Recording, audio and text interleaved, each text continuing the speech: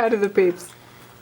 Hey everybody, Jeff Gellman of Solid Canine Training. You can go to solidcaninetraining.com. That's it.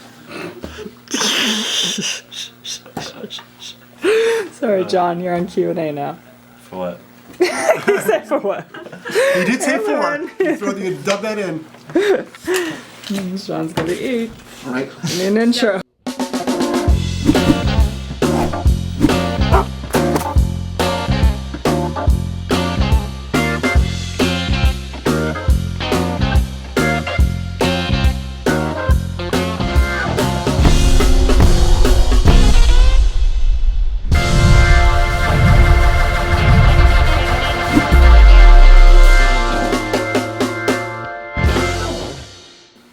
Solid Canine bedroom. Intern bedroom. Intern bedroom. Okay, so guys, we don't have a lot of time for a lot of Monkey business? talking today, so we are actually in the lunch break of T3. T3 launch. T3 launch, which can be an exhausting week. So we're already a bit tired, but we are Fighting through for you. definitely fighting through for you. Because we want to make sure you guys kick butt. So make sure you speak up too, because Okay, because I don't have the my peeps at home don't lavalier. have it. We don't have our fancy stuff. Okay, I will project. Let me know if I start this on mouse so you're quiet. You got it. Cutie little picture of Shelby. Okay, guys. I'm excited. So can I just say something real quick? Please. This is going to be all live. Yes. We are just going to rock and roll through this like a couple of Only old pros. only a couple cuts, and that's going to be of Gellman, which you'll see. Which add a live element all of their own, right? But basically we're going to answer questions and just dive right through this. So hold on to your seatbelts or Hold on to your hats. hold on to your hats. And I think we should just rock Jump and roll in. and jump on in. Okay, so real quick, we're in Rhode Island. We're doing T3 launch. Things are rocking and rolling. We did reunion. Yep. Reunion was so special. Incredible. So amazing. A bunch of folks showed up. We did all sorts of personal work with them and helped them push their businesses and lives. It was just like a really special experience. Yep. Now we're about midway through T3 launch, which is a 7-day. We Literally got midway through. Yeah, another group of amazing folks. Weather, snow, didn't really plan for it. It is what it is. Last week, real quick, lots of giveaways went out. So you guys who won, you should better be watching the show. You should be receiving stuff in the mail pretty soon, whether it's DVDs or Jim Rohn. There should be lots of goodies showing up for all sorts of awesome peeps. And with that said, hey everybody, it's Sean from The Good Dog. And this, who's usually, I think, on the other side of me, Weird.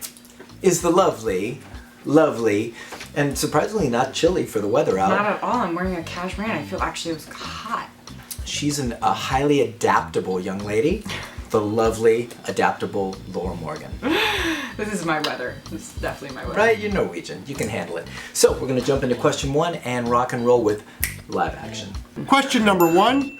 All right. So question number 1 comes from Jewel Sittner. Jewel says, I've been told that after a prong collar correction, say for lunging or being extremely rude to other dogs on walks, that I am to follow up immediately with a praise for the corrected behavior. How do I do that without praising the bad behavior or imply the correction itself was good? Thank you. Jewel, great question and a weird question. I don't know who's giving me this information, but I highly, and I would suspect my compadre over here would highly disagree with it. So. Highly.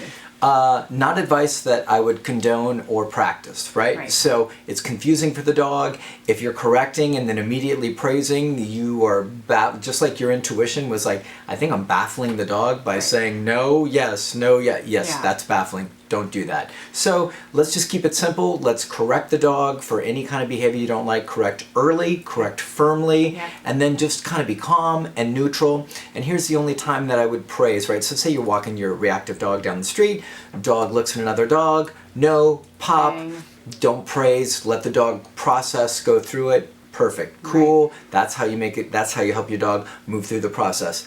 Conversely, you're walking past a dog and your typically reactive dog looks over at the dog and then looks away in a calm, easy fashion, then good dog, right? Little light touch, don't make it a big, huge party, just a quiet little, like, I like what you did, boom. That'll help your dog move through the process and will keep confusion to a minimum and probably keep your head from spinning, which And I is get what we're looking for. Yeah, and I get the kind of idea of just like, okay, you corrected the dog and now he's doing the right thing, so you want to praise that. But the reality is he chose the wrong thing first. So we're correcting the choice, and now we're moving on, and then we're giving the option the next time to make a better choice. And if he does make a better choice, that can be praised.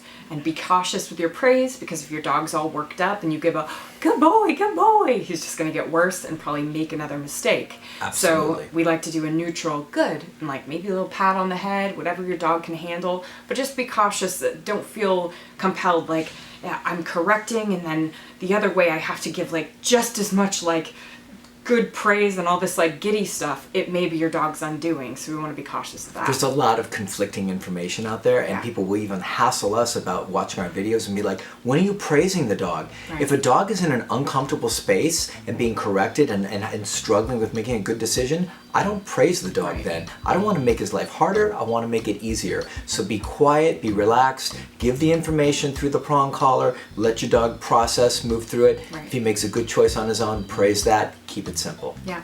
Cool? All right. Boom, we out. Question number 2. Do you want me to read it to you live, or Oh, well, let's see. how live are we? How live are we? We're this live where I'm still looking for they're not going to cut out all the silliness in between. Okay. What is it? Casey? Casey, she's got a GSD that's Oh. becoming reactive. She's curious about whether changing the heel position, because she's noticed in our videos that we have the dogs walk You wanna behind us just a little read bit. it? Just read it. Want me to read it? Yeah. Okay. Wow, I feel like so professional. Where are my spectacles? Hi, guys. Hi guys, I recently became a huge fan and I'm making my way through your YouTube videos. Thanks so much for putting such helpful content out there. I have an almost 2-year-old GSD that I raised with lots of structure, etc., and has always been on a prong. Excellent, excellent. She is crated, follows all commands, and I taught her to walk at heel from a young age, which she picked up quickly. You rock. Been having a few leash reactivity issues lately after some off-leash dogs charged us and would love some advice. This is unfortunately a very common Yeah. situation. After watching your videos, I noticed your heel position is with the dog's head a tiny bit behind you. She has always stayed beside me with no tension on the leash, but her head is in front of my leg. I notice as we pass dogs, she starts eyeballing them and will react if they are staring, pulling, excited, or reactive, etc. She is so focused on them, and corrections just make her more intense. I think if her heel was with her head behind my leg more, we could manage the situation more by blocking eye contact, etc. But I'm really struggling to reteach the new heel position when she's been walking a tad in front for so long. Any help would be great. Casey, okay, this is a great question. So you've been using the prong collar, which is great from a young age. I would say, so there's a couple things you can do. You can move to e-collar, which I think would probably be your best bet, especially it's a shepherd, right? Yep. Yeah, get the dog on get that little shepherd on an e-collar, teach a nice recall, and then the heel on the walk. And with the e-collar video that you can find on our YouTube channel, you're basically teaching with the pressure and release with the e-collar, and you can find the position there that works, right? So you're giving a little guidance with the leash, with the pressure on her working level, and you'll have to figure that out through the videos and stuff, but you have the pressure on. As soon as she gets to the position, which is a little bit behind your leg, then the pressure goes off. The cool thing about switching to the new tool is because she's worked so long on the prong a little bit ahead of you, so by switching to the new tool, it's almost like, okay, well with this tool now we do this, if you're worried about that. Now, if you want to just create a new heel position, which is behind your leg, do it. You're so welcome to do that, and that's totally fine. It's just today the rules change, and what you're gonna do instead of, it's not like pop for moving ahead, because she's like, well, what do you mean I'm not doing anything wrong? What you want to do is almost start over. So once she gets up to the point like a little bit behind your leg, you're gonna give some light pressure, and then as soon as she stays there, then you release the pressure, right? You kind of like reteach it. Now, the thing is though, that heel position, though very helpful for reactivity, isn't necessarily to block eye contact. That's not what we're using it for, to block the eye contact. We use blindfolds for that. Yeah, we use big blindfolds. They say TGD. So you can order those. They're $29.99. Don't look. Yeah, don't. Yeah. So basically what we want you to do is as soon as your dog gets that concern, that's when you correct with that prong. And what I love for you to move to e-collar is because your dog now has had issues with dogs running up, some bad experiences, which sucks. So in my opinion, you have, a dog that's kind of fearful of dogs with good reason. So teaching with a collar that has a little bit less of an invasion pressure than like a prong, I think is less aggravating. Yeah, especially with these shepherd guys, I think it's just a really nice way to go. Again, you don't have to, but if you did want to move to e-collar, you can also watch our video, and basically you're going to teach it. FUSA. Just check FUSA, the e-collar heel video, on our YouTube channel. Yeah. And so as soon as you get this, that's when you correct. Not when you get with hackles and all the things. I'm talking that first look where she's concerned, your dog's concerned. We want to correct that little state of mind, even though she's not doing anything, and then correct the heel if she's moving up on the heel, and then get her back to you. So if she's already kind of escalated, you're gonna have trouble, especially with the prong. You might be giving corrections and it's actually amping her. Yeah, I would love to help her out. Yeah.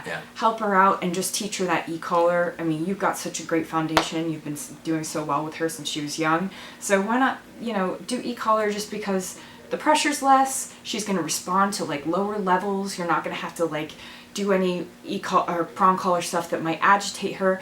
And it's easier to catch.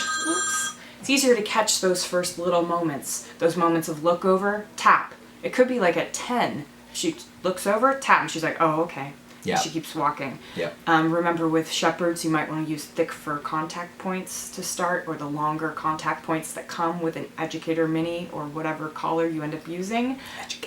Educator Mini 300, because they have those thicker fur, and so you want to have all the headroom you can. So. Yeah, and just let me add a couple things real quick. That was super duper awesome information. And I just wanted to really clarify that the reason we choose the further back position is just because it's harder work for the dog. Yeah. There's no magic in it. It doesn't block the eye contact. That in and of itself, position change, probably won't change the reactivity. Right. So I want to make sure that there's real clarity there, that movement back isn't likely to change your dog's reactivity in and of itself, but it is an extra layer of challenge for your dog focus-wise to have to really be conscious of where your dog's at in conjunction with you. And then like Laura said, e-collar's the way to go for reactivity stuff. And I saw on one of our Facebook pages that you already said that you're looking into an e-collar. Oh, so cool. Okay, great. This along with everything else, I think you're off to the races. Nice work. Cool. Then have some fun with that. Then that's awesome. Yeah, go knock it out. Cool. Thanks. Let us know. Take care. Ooh, perfect. Number 3. Oh, that's a good number for a question. Okay, we have question number 3. This one is for both me and you. I see that. Yes. All right, question number 3 is from Tracy. Tracy says, our dog is almost a year and a half old. We rescued her from the pound. She's very territorial at home, in the yard, and in the car. She barks and growls and jumps at the window at anyone who's nearby. When we take her on a walk, it's a chore. She gets herself so excited and worked up that she's hyperventilating before we even go, and then while on the walk, she's pulling all over the place, and sometimes in the middle of the walk, she starts biting my feet and jumping up on me, and I try to get back home with her gnawing on my feet as we're going back. Oh my gosh. I try to have her sit when she's not listening, but she's usually too anxious to do anything. Tracy. Oh, Tracy. You got a whole thing on your hands here, Tracy. I'm sorry, first of all, for all the stuff you're going through with your dog. Right. I've been there. Everyone that's watched Q&A for a long time usually have been there. Sean has been there. So sorry to start. And now we're going to kick your butt. Go ahead. Okay. So what I'd recommend, I think what both of us would recommend would be, it sounds like you need a full course of dog training. Yeah. Right? So let's just make it super clear, super easy. Your dog needs to be on a leash and prong collar around the house. Your dog needs to learn how to heel, how to sit, how to down, thresholds, and place command. If nothing else, even if you don't work on recall, you need to get all of those behaviors knocked out. Yeah. And I don't mean just like knocked out like, oh, my dog knows how to go to place occasionally and then stay there once in a while. I'm talking about train that dog to a high level. Use our videos. Go to www.thegooddog.net and click on free videos, and you can go through all of our videos and it'll show you and walk you through how to do that stuff. But the fact of the matter is, you've got a dog that sounds stressed anxious, nervous, freaked out. Bratty, disrespectful, insecure. Some of these things too, right? Right? So gnawing at your feet when you're trying to bring her home? She may be fearful. I'm not laughing it's at you, coming but out. it's just No. you got a menu full of It's just items. coming out in lots of moments. We Right. got to watch the affection on this dog. Yeah. So you could start implementing all of the the foundational work, and the dog could be like, oh my gosh, this is what I've been waiting for. But typically when we have dogs that are going to the extreme of like biting the leash and gnawing, it's just like they're just treating you like with no respect. So we got to really knock out the affection for a while, like access to personal space. Yep, like couch time, bedtime, all that stuff. Lap time. Any of that. So I'm sorry if that sounds harsh, but man, you definitely have a dog who's acting harsh towards you. But the good news is, if you use all of this stuff, Yeah. you've got a really good shot at, I mean, it doesn't sound like you've really done any training. Yeah. So all this monkey business, you really like dive in and do some of this work and use the right tools. Yeah. You could be in 3 months in a completely Yeah. different space. And Yeah. I'm not just saying that to blow smoke and make you feel good. No. I'm telling you, we see dogs like this come in every single day. A little structure, little rules, the right tools,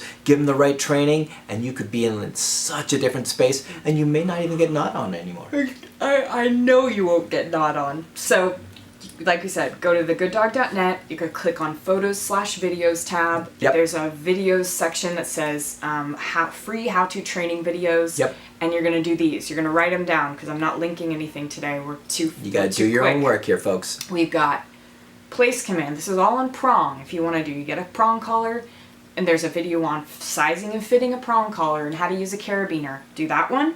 Then do sit, down, place command, and healing on leash. And let's do thresholds too. And thresholds, and crate, and waiting for food. Ooh, I like that you added some extra. So that's 8.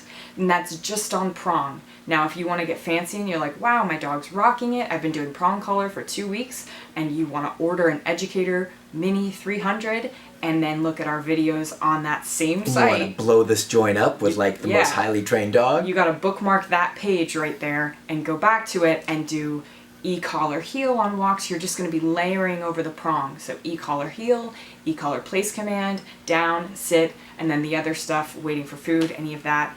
And then if once you're on e-collar and all sensitive or accustomed to that, then you can correct for any sort of silliness. So if, my guess is probably this dog like barks at the door incessantly it's and just like out of its tree. just out of its just being silly dog. So you can correct for that stuff, but most likely that stuff goes away just with the low level obedience training, moving through it like that. I think if you do the few things that we suggest in these videos, you will be shocked what you could get in like 2 months' time. Yeah. And I mean shocked. Like I can't believe total this is my overhaul. dog. Yep.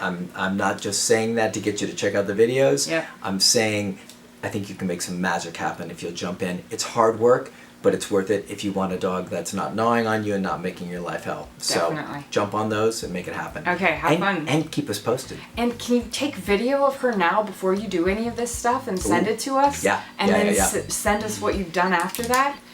Tracy, come on, do it. Get good video of this. We'd feature you. It would be so awesome. We'd love it. You can be part of the Good Dog team. Yeah. Extended Annex Good Dog team. Thanks, All right, guys. we gotta All get right. out. Number 4? I like number 4. It's my favorite question of the day. Alrighty. So, question Yes. number 4, as Gellman said, we have Richard Chan. Richard says, looking at your early pictures and videos, you did some pretty amazing large pack walk. I so agree with Richard. Aw. Although You did a few of your own. I did one, yeah. There's a couple videos I of did you strolling. I did a ton of pack walks with you. I wasn't really like. There's a few of you Yeah. strolling around with a pretty good herd. All right. Yeah, you had Okay. some skills. You did some pretty amazing large pack walks, holding lots of dogs with one hand. It was very impressive. Uh-huh. I'm wondering if you could please share with us how you kept all the dogs nicely behind you rather than next to you. Thank you so much. Man, it's been a while since I've done some of those old Right? pack walks. Yep, Those things will really like teach you how to work with dogs. Yep. Okay, so first I'd envision an imaginary line, right? So I'd get all these guys. Okay, let me back up one step. I'm trying to be really quick with this. But I had to pick dogs up in cars, like Laura or me or together. And before the dogs got in the car or got out of the car, firm conversations about behavior. Right. Any nuttiness, any jumping into the car, any jumping out of the car, firmly corrected. Dogs have to be in the right state of mind before you start the pack walk, or you can get a fight, you can get trouble, you can get all sorts of monkey business. So right out of the gate, set the tone. So that was our very first step. Dogs knew if they're walking with us, we meant business, don't mess around. Then the next thing, I would create an imaginary line that I would envision that no dog shall pass, right? So I'd get all the leashes in, and typically if you saw my videos, you probably saw them all in one hand. Even if I had 12, 13, 14, 18, maybe not 18, but a lot of dogs, they'd all be in one hand. And the reason is because then I could walk all the dogs like this, have them a little bit behind me, and I could take my right hand, and any dog that was starting to move out in front, I could reach over, grab the leash with my free right hand, and I could pop and correct, right? So it really allowed me a lot of freedom. And you'll see a few videos where I've got dogs in both hands, but typically my main method was all the leashes in one hand, reach over, pop anybody who's got any kind of like forging issues. And then the secondary aspect of that would be any of my trouble dogs, polar bear, not to mention any names, any of my trouble dogs that would tend to push boundaries or be more reactive than the other dog, they were right next to me. And what I would do is I would use my feet, and I can't really show you because the camera, but my feet would come out and hook around to the left or to the right, and a little bit of heel tap to the chest. Boom. Slow the dog down. Just another pressure source, just like a prong collar, anything else. So we'd start trucking, imaginary line. Oh, there goes polar bear. I can either pop with the prong collar, like, and if he doesn't care about that, pop with the foot that you can't see.